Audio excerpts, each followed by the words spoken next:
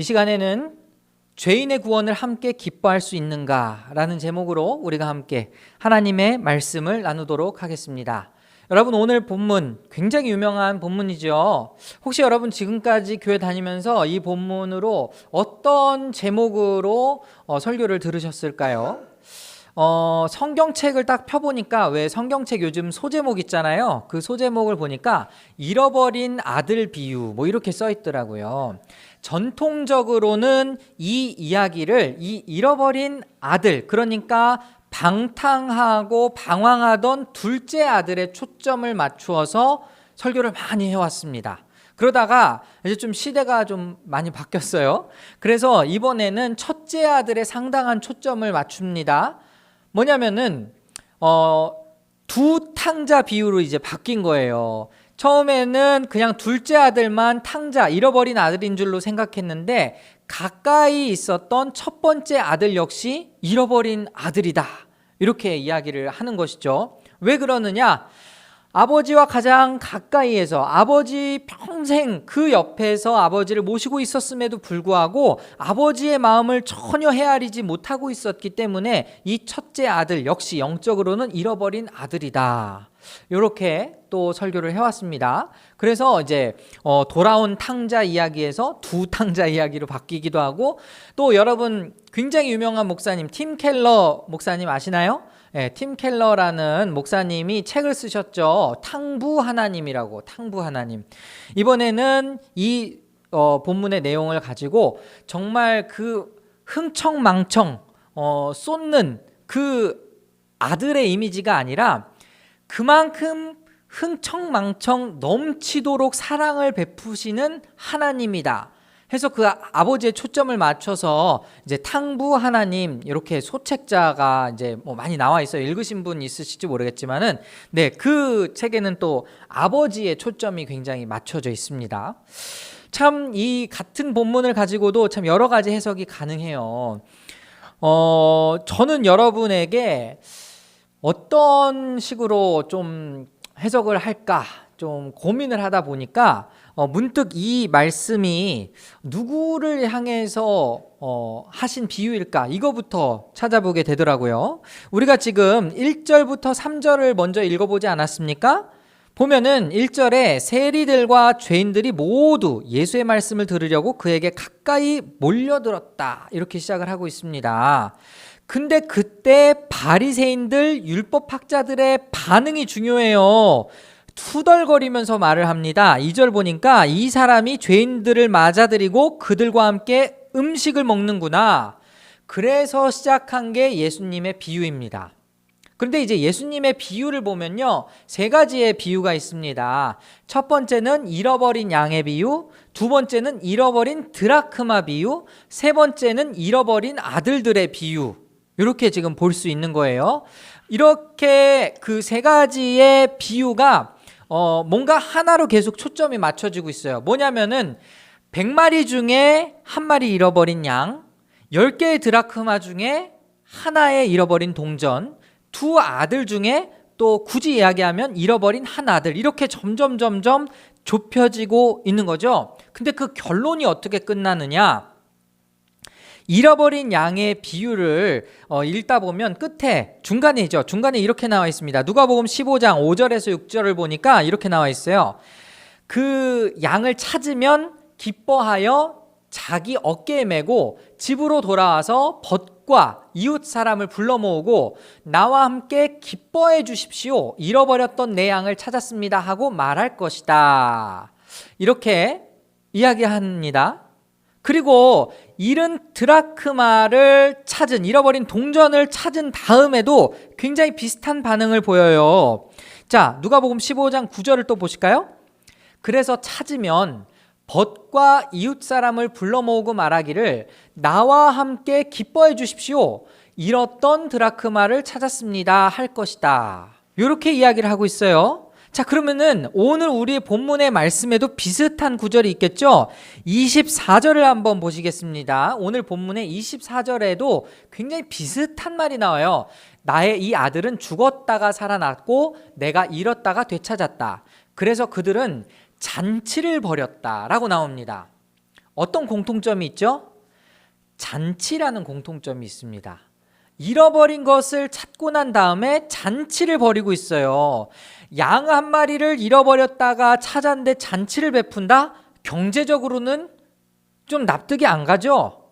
그 양의 값어치를 생각했을 때는 잔치를 베푸는 비용이 더 많이 드니까.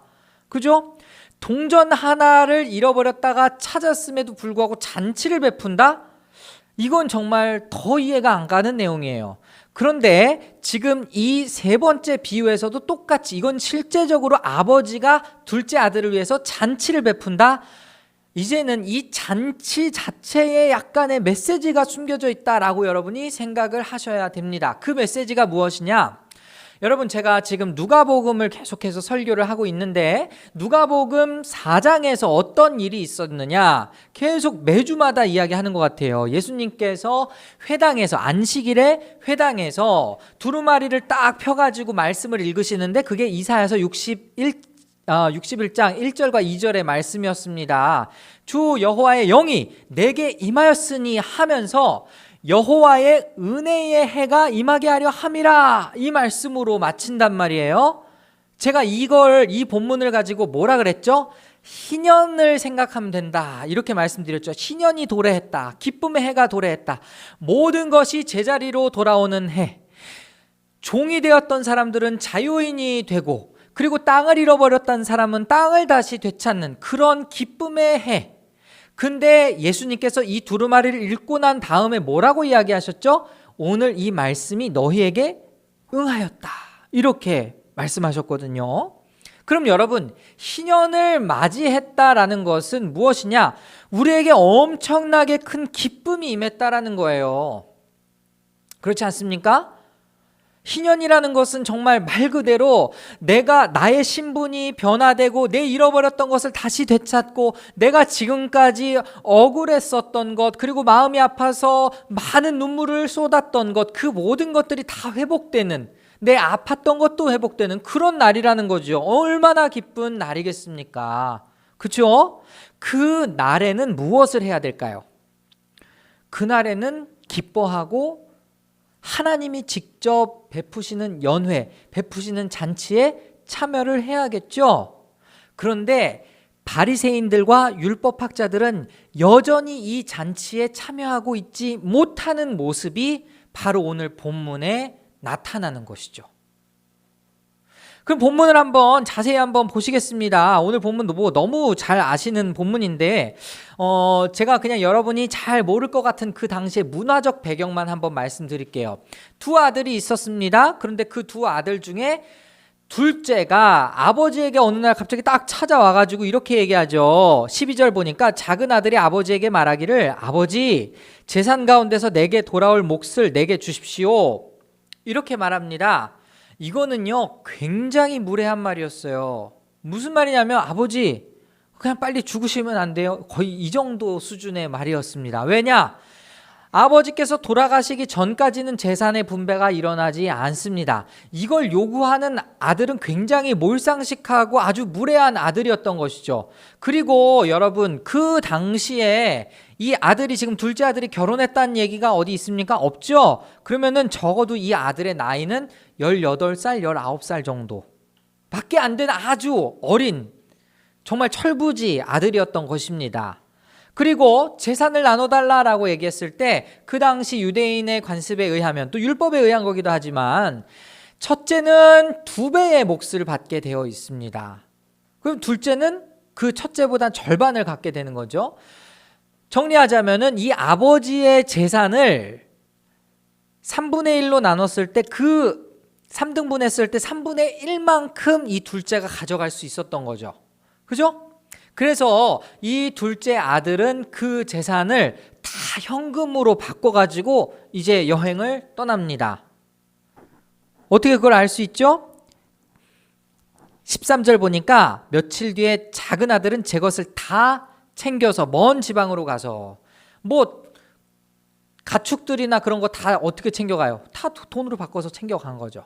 그래서 허랑방탕한 생활을 보내고 그냥 모든 것을 다 탕진을 했어요. 그죠? 그러다가 이 방황하던 둘째는 어떤 주민의 집으로 찾아가게 됩니다. 거기에서 어떤 동물을 치게 되죠? 돼지를 치게 되죠? 여러분, 이것도 그냥 우리가 생각했을 때는 뭐 가축 되게 참 불쌍하다, 그냥 돼지가 먹던 쥐염 열매 같이 먹고 이렇게 생각할 수 있겠지만, 유대인들의 입장에서 생각을 해보면 돼지가 부정한 짐승이었던 거 혹시 기억하십니까? 그만큼 지금 이 둘째 아들의 인생은 바닥까지 간 거예요. 유대인이지만 이 부정한 짐승 곁에서 그 부정한 짐승이 먹는 음식을 같이 먹어야만 했던 그 정말 바닥까지 간 인생. 그때 비로소 제정신을 차렸다라고 성경에 나오죠. 이제 정신을 딱 차려봅니다. 그리고 나서 아버지의 집을 생각해 보니까 그곳에는 종들조차도 아주 풍족하게 먹고도 남을 만큼의 많은 재산이 있었던 거죠. 이제 내가 아버지에게로 돌아가야겠다 이렇게 생각을 하는데 18절 한번 보실까요? 내가 일어나 아버지에게 돌아가서 이렇게 말씀드려야겠다. 아버지, 내가 하늘과 아버지 앞에 죄를 지었습니다. 나는 더 이상 아버지의 아들이라고 불릴 자격이 없으니 나를 품꾼의 하나로 삼아 주십시오. 지금 이거 직접 아버지한테 아직 말한 거 아니에요. 그냥 혼자서 말로 연습을 하는 겁니다. 그런데 여기 보면은 아버지에게도 죄를 짓고 하늘에도 죄를 지었다고 이야기하죠. 그 당시에 하늘이라는 표현에는 하나님이 분명히 묘사가 됩니다. 하나님께도 내가 범죄하였다. 이렇게 지금 한마디로 회개가 일어나는 것이죠. 제정신을 차리고 이제 회개가 일어났어요. 그리고 나서 그 마음을 먹고 멘트도 연습을 하고 아버지께로 가는데 이 아버지가 어떤 모습을 보여줍니까? 20절 보니까 그가 아직도 먼 거리에 있는데 그의 아버지가 그를 보고 측은히 여겨서 달려가 그의 목을 껴안고 입을 맞추었다. 저는 이 비유에서 가장 감동적인 장면이 바로 이 장면이라고 생각합니다. 왜냐? 그 아버지는요, 둘째 아들이 나간 뒤로 하루도 빠짐없이 계속해서 아들이 돌아오기만을 기다리고 있었던 거죠. 집 안에 있었던 것도 아닙니다. 계속해서 먼 산을 바라보면서 내 아들이 언제 올까 기다리다가 마침내 기다렸던 그 아들의 모습이 보이니까 바로 달려가서 그의 목을 껴안고 입을 맞춘 것이죠. 자, 여러분, 그 당시의 유대 사회에서 이런 아주 부유한 상류층의 귀족층의 사람이 뛰는 거 상상할 수 있었을까요? 참 이런 거 보면 우리나라와 굉장히 비슷한 부분이 많이 있습니다. 이 당시에 귀족층 절대 뛰지 않았어요. 체면이고 뭐고 다 필요 없습니다. 내 잃어버린 아들이 내 눈앞에 나타났다는 그 자체만으로도 너무 기뻐서 그 목에 입을 맞추고 안아주고 얼마나 감동스러운 장면입니까? 근데 아직 이 아들은요, 입술로 아버지에게 사과를 요청하기 전의 상황이었던 거 아십니까? 이 일이 있고 난 다음에 21절에 나오죠. 아까 연습했던 멘트가 그대로 나옵니다. 아버지, 내가 하늘과 아버지 앞에 죄를 지었습니다. 이제부터 나는 아버지의 아들이라고 불릴 자격이 없습니다. 근데 이 아버지는요, 이 아들의 이 고백에 대답도 하지 않아요. 그러나 22절 같이 한번 읽어볼까요? 시작. 아버지는 종들에게 말하였다. 어서 가장 좋은 옷을 꺼내서 그에게 입히고 손에 반지를 끼우고 발에 신을 신겨라. 그리고 살진 송아지를 끌어내다가 잡아라. 우리가 먹고 즐기자. 아버지는 이 아들한테 오냐, 고생했다, 수고했다 이런 말 일체 없습니다. 너 그러게 내가 그럴 줄 알았어. 이런 정죄 전혀 없습니다. 그냥 아버지의 마음속에는 이 둘째 아들, 잃어버렸다가 되찾은 이 아들, 죽은 줄 알았던 그 아들이 돌아왔다는 그 자체가 너무 기쁜 거예요. 자, 여기에서 우리가 이 비유를 어떻게 시작하게 됐는지 잠깐 생각해 보겠습니다. 이 비유, 누가 어떤 행위를 함으로써 시작하게 됐죠? 예수님이 죄인들하고 그 당시 부정하다 여겨졌던 그런 사람들하고 식사를 하고 그리고 그들과 함께 놀면서 떠들고 즐거워하니까 그것을 본 종교 지도자들과 바리새인들이 불만 섞인 목소리로 이야기를 하지 않았습니까? 그때 이 비유가 시작되었죠. 그렇다면 지금 이 둘째 아들은 그 당시에 부정하다고 생각했던 죄인들, 세리들 이런 사람들이라고 이야기할 수 있겠습니다. 그럼 이 첫째 아들은 이제 누가 될까요? 바리새인 율법학자, 즉 유대인들이다라고 이야기할 수 있겠죠. 자, 이 둘째 아들의 그 환대, 둘째 아들이 다시금 반지를 끼게 되고 새로운 옷을 입히고 그리고 신발을 신게 되었다라는 것은요, 다시 그 아들의 직분을 되찾았다, 그 직분이 회복되었다, 아들의 신분이 회복되었다라는 것과 같은 의미입니다. 그런데 그때 이제 첫째 아들이 일하고 돌아오지요. 그때 이제 막 멀리서 아주 오늘 하루 종일 힘들게 일해서 돌아오고 있는데 멀리서 잔치 소리가 들리는 거예요. 그래서 종 하나와 대화를 나누게 됩니다. 이게 무슨 일이냐? 그랬더니 당신의 동생이 다시 돌아왔습니다. 그래서 지금 주인님께서 잔치를 베풀려고 해서 우리가 이렇게 지금 잔치를 하고 있는 거예요. 그때에 자, 이 큰아들의 반응을 한번 보실까요? 28절. 큰아들은 화가 나서 집으로 들어가려고 하지 않았다. 그런데요, 여기에서 멈추지 않고 아버지의 반응이 또 나오죠. 첫째 아들에 대한 아버지의 반응은 어떻습니까? 아버지가 또 나와서 그를 달랩니다. 달랬는데 그 달래는 그 말은 뭔지는 나오지 않지만 여기에서 이 첫째 아들이 아버지의 그 마음을 거부하죠. 그리고 29절을 보니까 나는 이렇게 여러 해를 아버지를 섬기고 그리고 아버지의 명령을 한 번도 어긴 일이 없는데 나한테는 양뿐만 아니고 염소 새끼조차도 나한테는 베풀어 주신 일이 없거늘 하물며 30절 창녀들과 어울려서 아버지의 재산을 다 삼켜버린 이 아들이 오니까 그를 위해서는 살찐 송아지를 잡아 주셨습니다. 아주 불만 섞인 목소리로 이야기를 하고 있죠. 여기에서 지금 바리새인들과 율법학자들을 고발하는 메시지가 있는 거예요.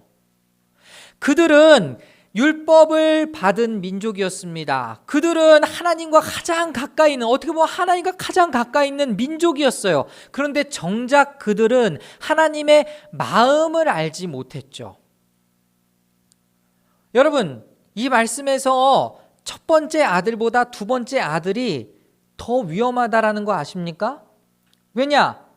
두 번째 아들보다 첫 번째 아들이 더 위험합니다. 왜일까요? 두 번째 아들은 이미 구원을 받았거든요. 자신을 긍휼히 여기기를 바라는 그 아버지의 마음, 그 아버지를 통해서 자신은 구원을 받았고 회복을 하게 됐어요. 근데 지금 첫째 아들의 이야기가 여기에서 엔딩이 나지 않습니다. 엔딩이 나지 않아요. 이 아들이 그래서 아빠 말을 듣게 되었다, 안 듣게 되었다, 그런 얘기가 이 성경에 전혀 이야기가 나오지 않습니다. 그런데 지금 예수님께서는 이 비유를 통해서 자, 31절 또 보실까요? 얘야, 이렇게 표현을 하시죠. 얘야.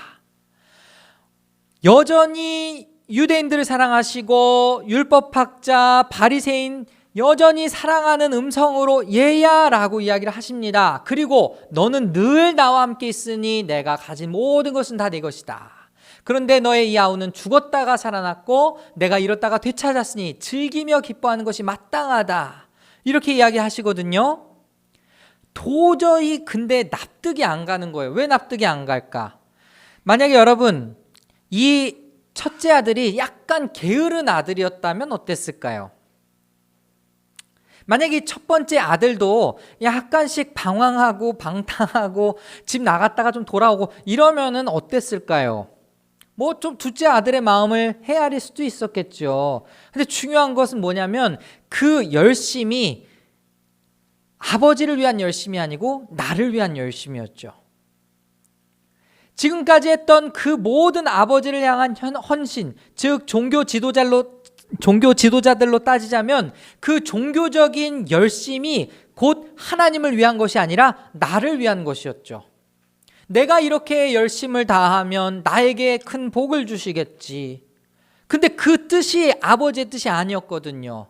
아버지의 뜻은 잃어버린 아들을 찾게 되면 같이 즐거워하는 것, 희년이 도래하게 되었을 때에 같이 즐거워할 수 있는 것, 그게 아버지의 뜻이었거든요. 많이 빌려준 사람이 희년이 되면 기뻐할까? 빌려준 사람 입장에서 별로 기뻐하지 않을 것 같아요. 많은 종을 누렸던 사람들이 희년이 도래하면 기뻐할까? 내가 누리고 있었던 이 부를 다 내려놓아야 하기에 별로 기뻐할 것 같진 않아요. 그러나 그것이 바로 하나님의 뜻이라는 거죠. 희년이 되어서 힘들어하고 어려워했던 사람들이 자유를 누리게 됐을 때 그 기쁨을 같이 누리는 것이 바로 하나님의 뜻이다라는 것이죠. 교회 안에서도 마찬가지입니다. 내가 정말 이 안에서 훨씬 더 많이 봉사했는데, 내가 교회 다니는 게 도대체 몇 년인데, 근데 나는 직분도 못 받고, 근데 나는 인정도 못 받고, 지금까지 나를 위한 헌신이 되었었던 것이죠. 여러분, 성경은 계속해서 아버지 하나님의 그 마음을 우리도 같이 품기를 원합니다. 그것이 무엇이냐? 죄인 한 명이 돌아왔을 때 너희도 같이 기뻐해 주길 바란다. 허랑방탕하게 살고 딱 죽기 직전에 정말 그 병원 침상에 누워서 내가 이제 예수님 믿겠습니다 라고 했을 때, 나는 정말 괜히 착실하게 살았네, 이렇게 억울해할 것이 아니라 그 한 사람이라도 돌아온다면 주님 정말 감사합니다. 내가 그렇게 정말 주님의 뜻을 알고 있었는데, 나도 그 마음 알고 있었는데 저 기다리던 영혼이 돌아오니 주님 얼마나 기쁘시겠습니까? 이렇게 말할 수 있는 우리가 되어야 하겠지요. 지금 이 세상을 살고 있는 우리의 마음은 어떻습니까? 하나님 아버지의 마음으로 살고 있습니까? 우리 성도 되신 여러분, 정말 죄인 한 명이 돌아올 때 그 누리게 될 기쁨을 여러분도 소망하며 살고 계십니까? 여러분, 이것은요 그냥 단순히 영혼의 구원뿐만이 아니라 제가 조금 더 확장해서 희년의 개념을 계속해서 말씀드리잖아요. 어려운 사람이 구제를 받았을 때에, 땅이 없던 사람이 땅이 생기고, 직업이 없던 사람이 직업이 생기고, 돈이 없던 사람이 돈이 생기고, 그때 여러분 억울해하지 않고 같이 즐거워할 수 있습니까? 난 이렇게 열심히 해가지고 돈 이만큼 벌었는데 쟤는 일 하나도 안 하고도 이만큼 돈을 받게 됐네. 그때 여러분 같이 기뻐할 수 있습니까? 그걸 같이 기뻐하는 것이 하나님의 뜻이라는 거죠. 왜요? 하나님은 첫째 아들도 사랑하지만 둘째 아들도 사랑하기 때문에, 하나님은 두 아들 모두를 사랑하기 때문에, 그래서 이 말씀이 오픈 결말인 겁니다. 왜요? 지금 이스라엘 백성들, 특히 종교 지도자들에게는 심판이 임박했기 때문에 아직도 모르는 거예요. 하나님의 마음을 가장 가까이에서. 그래서 계속해서 회유하고 기회를 주시는 것이죠.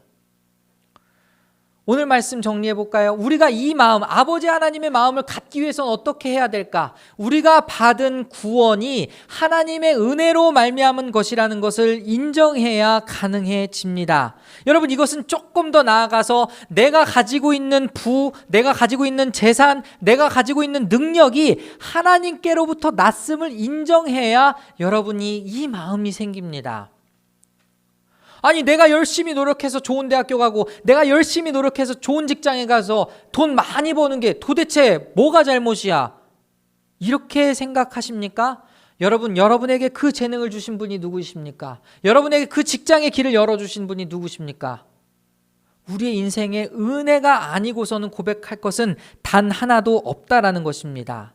에베소서 2장 8절에 이렇게 나와 있죠.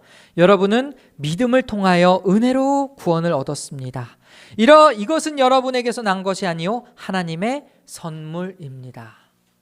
여러분의 삶이, 여러분의 구원이 다 선물이라는 것을 인정하신다면 오늘 본문의 이 말씀, 죄인의 구원을 함께 기뻐할 수 있을까라는 이 제목에 여러분 정말 네 하고 응답할 수 있기 바랍니다. 하나님은 모든 사람이 구원을 받기 원하시고, 그리고 하나님께서 예비하신 이 기쁨의 잔치에 모두가 똑같은 마음으로 동참하기 원하십니다. 이 말씀을 기억하시면서 정말 그 희년을 우리가 바라보면서 누구나 예외 없이 함께 기뻐할 그 구원의 천국 잔치 소망하면서 매일매일 주님의 말씀과 도를 전하는 모두가 될 수 있기를 간절히 소원합니다.